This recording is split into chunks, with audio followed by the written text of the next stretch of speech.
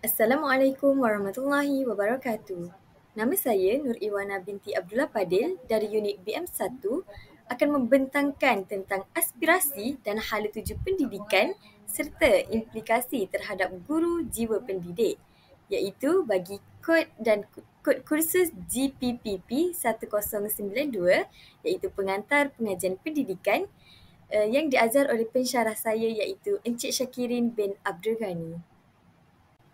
Baiklah, ini merupakan isi kandungan tentang apa yang akan saya bentangkan pada hari ini yang terdiri daripada Standard Kualiti Pendidikan Malaysia SKPM, Pelan Pembangunan Pendidikan Malaysia PPM, Sahsiah Guru Cemerlang dan juga implikasi kepada Sahsiah Guru Cemerlang. Pengenalan, bab ini membincangkan Standard Kualiti Pendidikan Malaysia SKPM sebagai instrumen penilaian untuk membantu guru dan pemimpin sekolah dalam mengurus operasi pendidikan secara berkualiti. Selain itu, ia merangkumi Pelan Pembangunan Pendidikan Malaysia PPPM yang bertujuan meningkatkan kemenjadian murid dan melahirkan modal insan bertaraf dunia.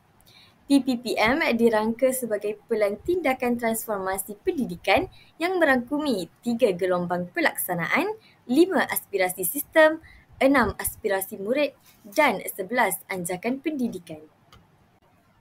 Yang pertama, Standard Kualiti Pendidikan Malaysia SKPM. Apa itu SKPM?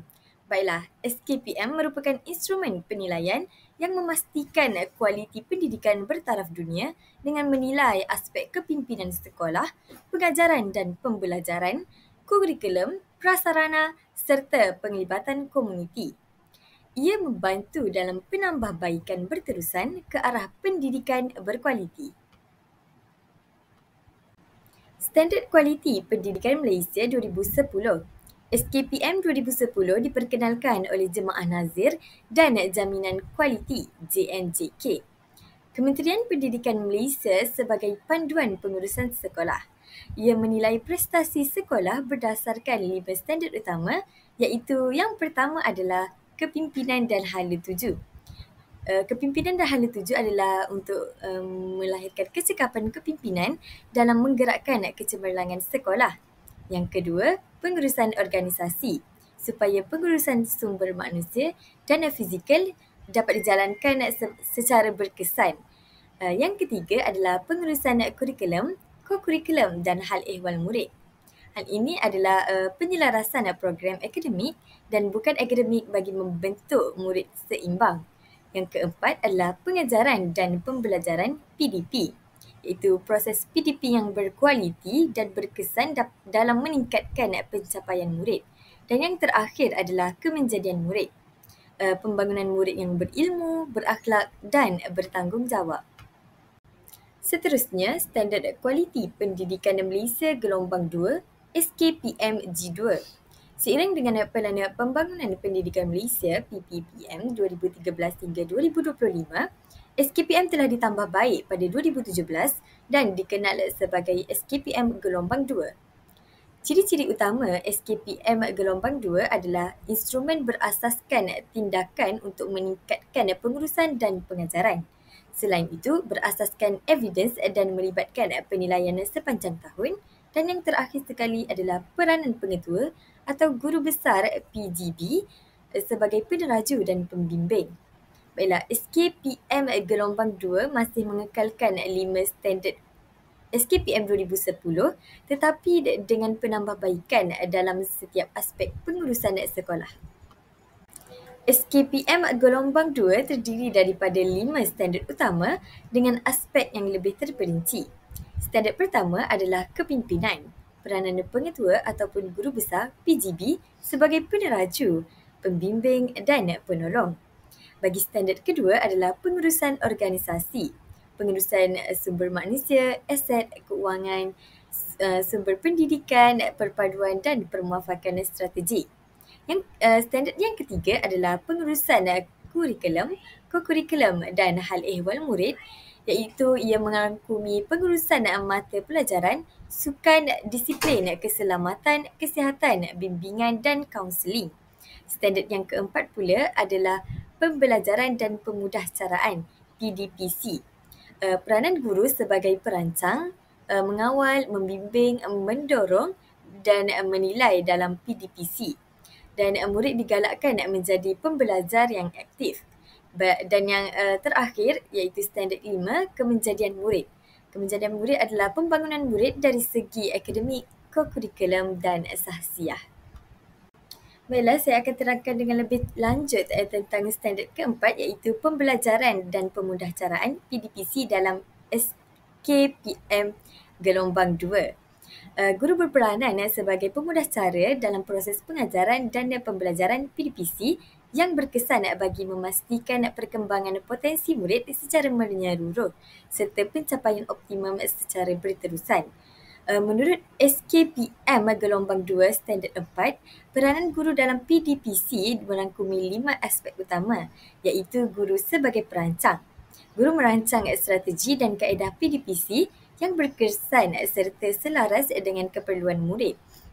Yang kedua adalah guru sebagai pengawal. Guru mengawal suasana pembelajaran agar kondusif dan memastikan PDPC berjalan dengan lancar. Yang ketiga, guru sebagai pembimbing. Guru membantu murid memahami konsep pembelajaran melalui bimbingan yang berfokus. Yang keempat, guru sebagai pendorong. Guru memberi motivasi dan dorongan agar murid lebih berminat untuk belajar. Dan yang terakhir sekali adalah guru sebagai penilai.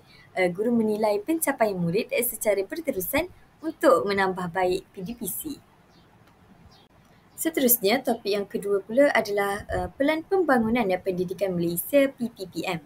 PPPM 2013 hingga 2025 merupakan pelan transformasi pendidikan yang dirangka oleh Kementerian Pendidikan Malaysia KPM bagi memastikan pendidikan berkualiti untuk semua murid dan melahirkan modal insan bertaraf dunia.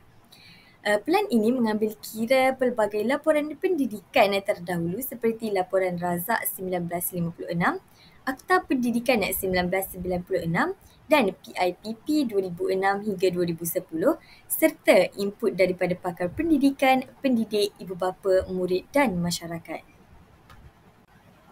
Objektif PPPM adalah untuk menilai prestasi semasa pendidikan, iaitu dapat memastikan akses pendidikan yang adil, meningkatkan kualiti serta menggalakkan perpaduan dalam kalangan murid.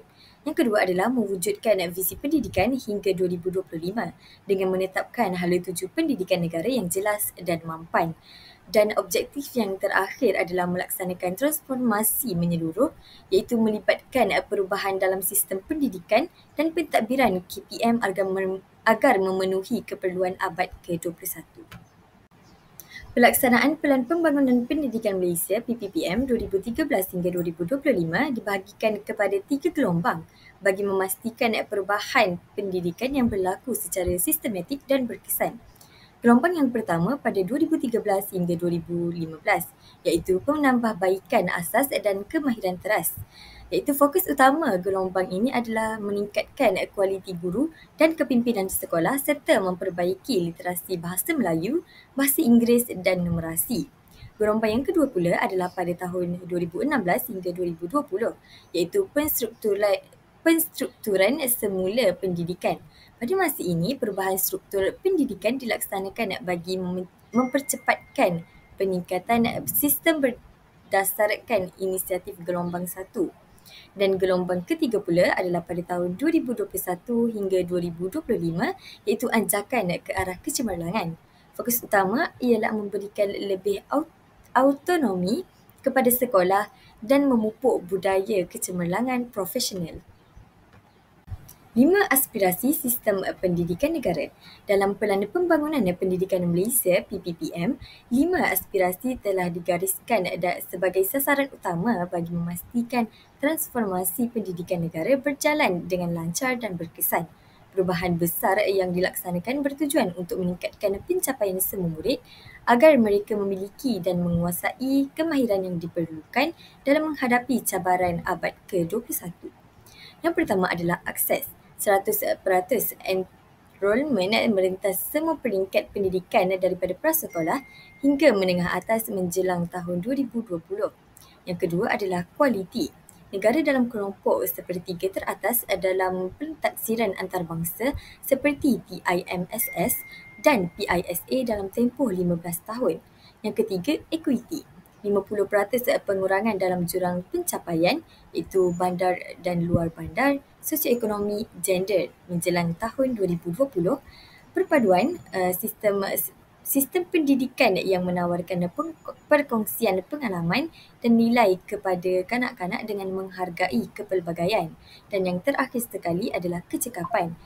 Sistem yang memaksimumkan keberhasilan murid mengikut peruntukan sedia ada. Seterusnya, 6 aspirasi murid. Sistem pendidikan Malaysia berhasrat untuk memastikan setiap murid mencapai potensi maksimum yang ada dalam diri mereka. Dalam mencapai matlamat ini, pemimpin sekolah, guru, ibu bapa dan masyarakat memainkan peranan penting bagi membentuk generasi murid yang cemerlang dan seimbang. Aspirasi ini sejajar dengan falsafah pendidikan kebangsaan yang menekankan pendidikan holistik merangkumi aspek intelek, rohani, emosi dan jasmani. Oleh itu, 6 elemen utama telah digariskan sebagai aspirasi murid dalam Pelan Pembangunan Pendidikan Malaysia PPPM. Yang pertama adalah pengetahuan. Murid memperoleh ilmu pengetahuan yang kukuh merangkumi pelbagai disiplin termasuk sains, matematik, teknologi kemanusiaan dan kesenian. Murid juga dapat menyediakan asas pembelajaran sepanjang hayat dan kebolehan menyesuaikan diri dengan perubahan zaman. Yang kedua adalah kemahiran berfikir. Murid dilatih untuk berfikir secara kreatif, kritis, logik dan analitis dalam menyelesaikan masalah. Murid juga berkeupayaan untuk menggunakan pemikiran aras tinggi iaitu KBAT dalam membuat keputusan dan inovasi. Yang ketiga adalah kemahiran memimpin. Kemahiran memimpin adalah dapat membentuk murid mempunyai kepimpinan berasaskan nilai integriti dan bertanggungjawab sosial. Keupayaan untuk bekerja dalam kumpulan dan membimbing orang lain ke arah kerjayaan bersama merupakan kemahiran memimpin bagi murid. Yang keempat adalah kemahiran dui bahasa. Murid menguasai bahasa Melayu sebagai bahasa kebangsaan dan bahasa Inggeris sebagai bahasa global. Murid juga diberi galakan untuk mempelajari bahasa tambahan seperti Mandarin, Tamil, Arab, Perancis dan lain-lain bagi meningkatkan daya saing sosial. Seterusnya, etika dan kerohanian. Ia dapat menanam nilai murni, etika dan moral yang tinggi bagi membentuk insan berintegriti dan bertanggungjawab. Ia juga menggalakkan amalan keagamaan dan pembentukan rohani yang kukuh sebagai panduan dalam kehidupan. Dan yang terakhir sekali adalah identiti nasional. Identiti nasional adalah dapat membentuk murid yang berbangga menjadi rakyat Malaysia dan memahami kepelbagaian budaya, agama dan bahasa di negara ini. Ia juga dapat menanam semangat perpaduan, patriotisme dan rasa tanggungjawab terhadap negara. Seterusnya, bagi mencapai aspirasi yang dihasratkan, PPPM telah merancang 11 anjakan yang dijadikan tunjang transformasi sistem pendidikan negara. Setiap anjakan perlu memberi impak kepada sekurang-kurangnya 1 daripada 5 keberhasilan sistem iaitu akses, kualiti, equity, perpaduan dan kecekapan. Baiklah, anjakan pertama adalah menyediakan kesamarataan akses kepada pendidikan berkualiti bertaraf antarabangsa. Yang kedua adalah memastikan setiap murid menguasai kemahiran bahasa Melayu dan bahasa Inggeris dan digalakkan untuk mempelajari bahasa tambahan. Yang ketiga adalah melahirkan rakyat yang menghayati nilai. Yang keempat adalah mentransformasikan profesional keguruan menjadi profesional pilihan. Yang kelima adalah memastikan kepimpinan berprestasi tinggi ditempatkan di setiap sekolah. Anjakan yang keenam pula adalah mengupayakan JPN, PPD dan sekolah untuk menyediakan penyelesaian khusus berasaskan keperluan. Anjakan yang ketujuh adalah memanfaatkan TMK bagi meningkatkan kualiti pembelajaran di Malaysia. Anjakan yang ke-8 pula adalah mentransformasikan kebolehan dan keupayaan menyampaikan kementerian. Dan yang ke-9 adalah bekerjasama dengan ibu bapa, komuniti dan sektor swasta secara meluas. Bagi anjakan yang ke-10 pula adalah memaksimumkan keberhasilan murid bagi setiap ringgit, dan anjakan yang ke-11 adalah meningkatkan ketulusan untuk kebertanggungjawabkan awam secara langsung. Baiklah, seterusnya Sahsiah Guru Cemerlang. Menurut Kamus Dewan edisi keempat, Sahsiah didefinisikan sebagai kepribadian atau peribadi seseorang individu. Coleman 2009 pula menjelaskan bahawa Sahsiah ialah paduan sifat fizikal, mental, emosi, nilai dan tingkah laku seseorang sebagaimana yang dilihat oleh individu lain. Dalam konteks pendidikan, Sahsiah guru merujuk kepada ciri-ciri personaliti positif yang perlu ada dalam diri seseorang pendidik. Baiklah, ini merupakan ciri-ciri Sahsiah Guru Cemerlang, iaitu yang pertama adalah konsep kendiri positif, iaitu yakin diri, optimis, menghargai diri dan juga menghargai orang lain. Yang kedua adalah berakhlak mulia. Berakhlak mulia dari segi sabar, adil, berbudi bahasa dan berdisiplin. Yang ketiga adalah bertanggungjawab dan amanah. Bertanggungjawab dalam menjalankan tugas dengan penuh dedikasi dan berintegriti. Yang keempat adalah berdedikasi, iaitu committed, sanggup berkorban masa dan tenaga untuk murid. Dan yang kelima adalah bersikap terbuka, iaitu menerima pendapat, tidak berat sebelah dan memahami murid. Yang keenam pula adalah penyayang, iaitu prihatin, menjaga kebajikan murid dan membina hubungan mesra dengan murid. Yang ketujuh adalah penampilan yang kemas, profesional dan menjaga imej sebagai pendidik. Dan yang terakhir sekali adalah keterampilan, guru mahir dalam pengajaran, komunikasi dan kepimpinan. Dan yang terakhir sekali adalah implikasi kepada Sahsiah Guru Cemerlang. Guru bukan sekadar mengajar akademik tetapi juga membentuk insan seimbang seperti dalam Falsafah Pendidikan Kebangsaan (FPK). Sahsiah Guru Cemerlang memberi kesan besar kepada pembangunan modal insan dan generasi berakhlak serta berdaya saing. Baiklah, yang pertama adalah pemupuk paduan dan pembina negara bangsa. Guru memupuk kesefahaman dan toleransi dalam kalangan murid. Pendidikan inklusif mengeratkan hubungan antara kaum, melahirkan masyarakat harmoni dan patriotik. Dan guru cemerlang juga peka terhadap isu perpaduan dan mengelakkan diskriminasi dalam pembelajaran. Yang kedua adalah pembentukan modal insan seimbang dan harmonis, iaitu guru membimbing murid menjadi individu seimbang dari aspek jasmani, emosi, rohani dan intelek. Jadi pendidikan ini bukan sekadar ilmu tetapi juga pembentukan nilai murni dan akhlak.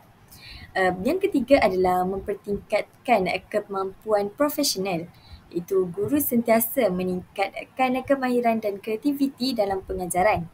Itu dengan menggunakan pendekatan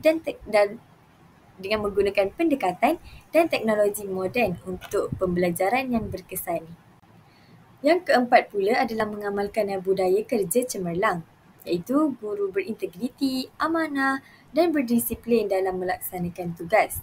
Guru juga mematuhi etika kerja dan menjaga nama baik profesional keguruan. Yang kelima adalah melaksanakan pembelajaran sepanjang hayat, iaitu guru berjiwa pendidik sentiasa belajar dan meningkatkan ilmu. Guru juga mengamalkan budaya penyelidikan dan inovasi untuk memperbaiki sistem pendidikan. Yang keenam pula adalah melaksanakan penyelidikan dan kerjasama antarabangsa, iaitu guru meneroka amalan pendidikan terbaik dunia untuk meningkatkan kualiti pendidikan. Guru juga mencari kerjasama antarabangsa untuk membantu mewujudkan komuniti pembelajaran global. Dan yang terakhir sekali adalah bersikap demokrasi, iaitu guru bersikap adil dan tidak diskriminasi terhadap murid. Guru juga menetapkan nilai murni dan keadilan dalam pendidikan. Kesimpulannya, aspirasi dan hala tuju pendidikan Malaysia bertujuan melahirkan generasi berilmu, berakhlak dan berdaya saing. Guru berjiwa pendidik memainkan peranan yang penting dalam membentuk Sahsiah murid, memupuk perpaduan dan meningkatkan kualiti pendidikan. Komitmen guru dalam mengamalkan budaya kerja cemerlang, meningkatkan kemahiran profesional serta menerapkan nilai murni akan memastikan kejayaan dalam sistem pendidikan. Oleh itu, guru perlulah berintegriti, inovatif dan berdedikasi bagi merealisasikan matlamat pendidikan negara. Sekian itu sahaja daripada saya. Terima kasih.